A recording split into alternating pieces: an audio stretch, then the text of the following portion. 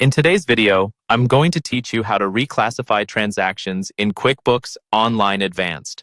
Reclassifying transactions is a powerful way to clean up your books without editing each transaction one by one.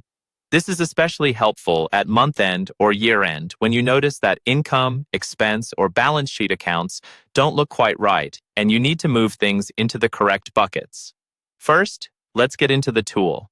From anywhere in QuickBooks Online Advanced, go up to the gear icon, which is your settings menu.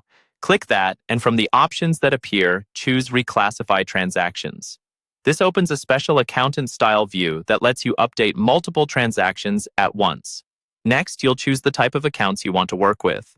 At the top, there's a drop-down where you can select either Profit and Loss or Balance Sheet. Use Profit and Loss if you're fixing income or expense accounts, like sales or utilities.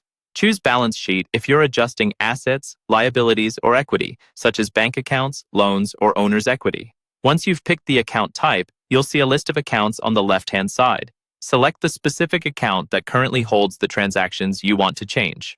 For example, if some expenses were accidentally coded to the wrong expense account, click that incorrect account so QuickBooks can show you all related transactions. Now it's time to narrow things down with filters. At the top, you can refine your search by date range, transaction type, customer, vendor, class, or location.